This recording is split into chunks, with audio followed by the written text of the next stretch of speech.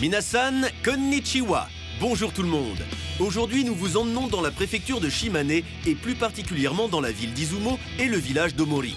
Nous irons dans un premier lieu au temple Izumo Taisha, l'un des plus anciens et des plus grands sanctuaires du Japon. Nous passerons ensuite déguster une spécialité locale à base de nouilles avant de nous diriger vers le village d'Omori Ginzan. Dans ce petit village aux bâtisses traditionnelles, on trouve les traces d'une ancienne mine d'argent, Iwami Ginzan. Elle fut exploitée du XVIe siècle jusqu'au XXe siècle et a marqué le village, lui permettant de prospérer. Un musée y est d'ailleurs consacré et depuis 2007, les mines et le village sont classés au patrimoine mondial de l'UNESCO. À vos valises, nous partons aujourd'hui pour les merveilles de la préfecture de Shimane. Bienvenue au grand sanctuaire d'Izumo. C'est l'un des plus anciens du Japon et il est consacré à Okuni no Shino Mikoto, le dieu des croisements des destins. En entrant dans l'enceinte du temple, on trouve d'ailleurs beaucoup de statues de lapins. Cela vient d'une légende ancienne qui raconte que lorsque les lapins tentaient de traverser d'une île à l'autre, ils risquaient de se faire avaler par des requins. Le dieu les aida donc à passer, s'attirant leur reconnaissance. Certains pensent que les lapins sont une métaphore des enfants car ils représentent l'innocence.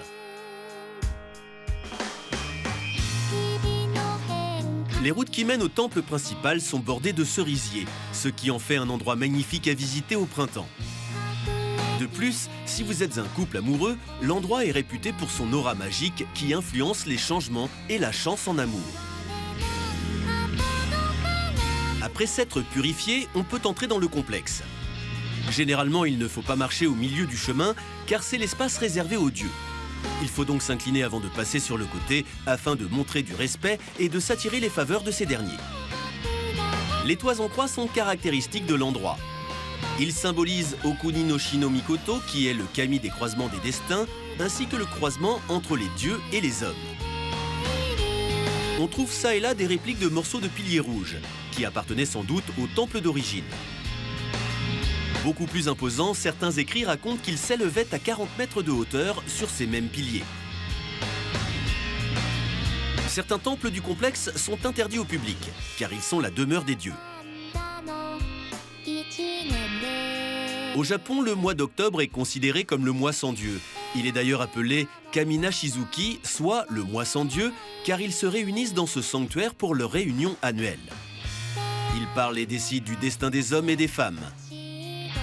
Au sanctuaire, le mois d'octobre est donc appelé Kami Harizuki, soit le mois des dieux présents. C'est pourquoi beaucoup de Japonais viennent ici en cette période et espèrent avoir un destin favorable.